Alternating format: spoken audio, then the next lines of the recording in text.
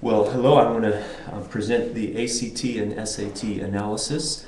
Um, as an overview, I want to begin with the ACT score report and just point out the three main sections before going into detail on them. The composite score in the upper left-hand corner of the score report just shows exactly that. It's a quick overview of a student's score with a composite score that is the combination of the STEM or science and math section and the ELA English Language Arts score. To the right of that is the ranking results or percentiles that shows how the student's score compares with other students in the nation and state. The percentage just indicates how many other students received the same or lower score than that student. I always point out to students that a 50th percentile does not mean you flunked the test, but that half the students did worse than you and half the students did better. It's actually right in the average. And then finally, the detailed results section in the lower left corner breaks these big categories into subcategories in each subject area, and it helps students and teachers and parents understand and then focus instruction to improve in targeted areas. The composite score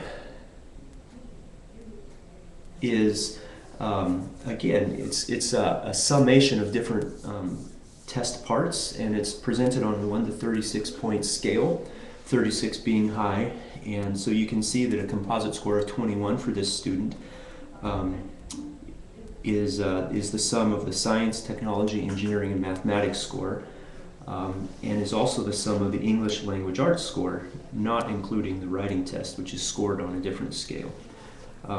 The scores are presented as a range, I would point out, and that just indicates that if the test were taken again without further preparation, there could be a slight increase or slight decrease from what the score is currently, and that's just within the range of the error factors of the test.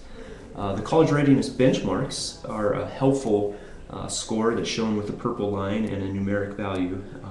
And that just indicates that if the student's score is above that benchmark, they have a 50% likelihood of earning a B or higher in a college course, or a 75% likelihood of earning a C or higher. The strengths and weaknesses of this student, as I mentioned before, the composite score section is where I would go for a quick summary of strengths and weaknesses. And you can quickly see that English and reading are above the benchmarks and therefore really indicate personal strength for this student. The ELA test covers the production of writing, knowledge of language, conventions of standard in English, reading, which are key ideas, craft and structure, and integration of knowledge and ideas. And each of these subjects has its own sub-score and readiness range, as you can see in the lower part of that graphic. Similarly, with math and science, you can see scores and how they break down by subject area. And this student did score below the college benchmark, so this is a weakness for this student. Her name is Anne, and it just gives detailed results to provide very specifics for focusing improvement strategies in these subjects. Overall, though, Anne's score is decent. But she does need to make some improvements for full success at college, and that's where that detailed results sections, along with the resources from ACT, can help her create an improvement strategy, can help her instructors know what areas to target. If there's a trend among student scores, they can focus in on helping students be better prepared for college and with greater achievement. As far as specifics that I would recommend, the ACT and College and Career Readiness Standards is something they publish, and there's a snapshot of that to the right there in the image, is a great resources for teachers and students to be able to learn specific standards or skill areas for greater achievement. And based on the school level student data, I would create a report for my teachers with the top 3 skills for the subjects of math, science, English, and reading, and give those to teachers as something they could focus on in helping most students improve. With a specific student, if I were to counsel her individually, I would provide specific ways for her to personally improve achievement based on those ACT standards. And then another great feature of this test is that there is an educational and occupational planning section. Part of the test is an interest inventory, and this is a great tool that just assists students in narrowing down that daunting question of career or college major. And the interest inventory just evaluates what a student likes to do, and based on those responses to a number of different activities, they kind of match how their major or occupation that they selected might match with their skills or interests. And they break it down into, do you like to work with people, data, things, or ideas? And it provides a visual of how well their interests align with the major that was selected.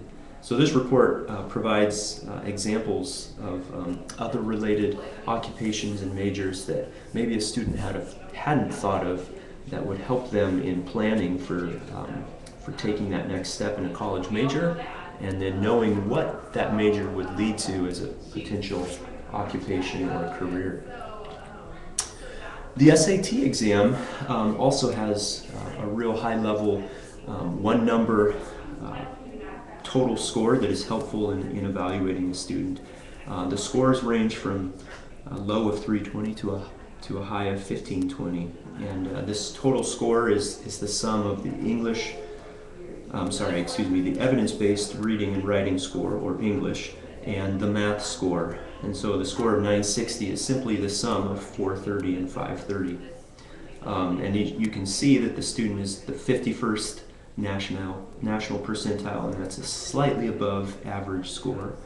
That just means that half the students who took the test did worse than this student, and a little less than half did better. And then they also provide a very easy to read color-coded diagram for a visual of college readiness. Strengths and weaknesses, again, can come right off this first page, and that color-coded diagram is helpful there. Red indicates a weakness, a need to strengthen skills. So anything in red is an area where focus should be made to improve. Evidence-based reading and writing at a score of 430 is just below the benchmark of 460 for this student's grade level. So digging into deeper in the evidence-based reading and writing subscores will show more specific areas that need help, and that's words and context, expression of ideas, the standard of English conventions. And then by comparison, the math score overall is a strength. You can see the student's score is in the green and is exceeding that benchmark. Although there are still individual areas within the math test where improvement could be made. So looking at college readiness, the benchmarks are shown on that color-coded diagram just below the scores. And the beginning of the green area is that minimum score that indicates the student is on track for college. And in this case, the student is ready for college level math but needs improvement in evidence-based reading and writing.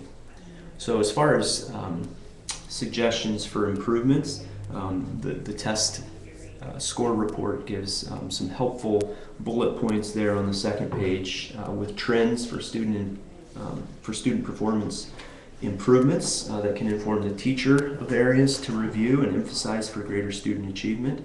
And then there's customized student study plans that are available through a partnership the College Board has with Khan Academy, where teachers could even give assignments and supplemental study lessons through Khan Academy, and there's a lot of great resources available through the login to the teacher and student pages, and some customized reports, I might add, for teachers to see classroom trends. The other great thing about the PSAT report is that the students and teachers have access to all of the student responses as well as the test questions. And so from that, you can learn a lot about the students' test-taking behavior. Did they finish the test? Did they leave a bunch of questions blank? Were they missing all the easy questions or all the hard questions? But you can see easy, medium, and hard questions are distributed throughout the test, as opposed to progressing from easy to hard. And so students really need to make sure they make it through the test so that they're not leaving some of that low-hanging fruit, those easy questions, unaddressed. In fact, I give students this test-taking hint that 75% of the questions are easy and medium. So if you get hung up on a hard question and spend too much time there, you're missing out on some easy points. So you want to make sure you don't run out of time. And also, with access to the test questions and answers, teachers and students are provided with a specific set of items to review for improvement, and to understand what things they may not have grasped well. Finally, just overall implications that school administrators can benefit from. The college readiness trends for the school give an indication of what percentage of students are meeting benchmarks for college success. This is a great accountability tool for the school, for administrators to see. Detailed subject area results help evaluate curriculum and teacher effectiveness, and can drive teacher instruction by identifying areas that students need improvement. Both the ACT and SAT provide excellent detailed information on subject-specific areas covered by the test, as well as those standards or recommendations for improvement areas that I mentioned before. Subject area results. Detailed subject area results verify the effectiveness that teachers are having in the classroom and of the grading criteria. It answers that question: do our teachers grade too easy or too hard? Is an A student in our school performing at the expected level when compared to the national and state standards and college readiness benchmarks? National and state rankings are super helpful to verify overall school performance. And then finally, those test results provide a year-to-year trend that schools can use to answer the question: are students increasing or decreasing in their achievement, or are they staying the same year to year? So administrators can get a big picture of student readiness, and then they can drive all the way down into a specific student's performance. You can also see how different ethnic groups are performing in your school by running those reports. So these tests give a great picture of how students and classes and schools are doing overall.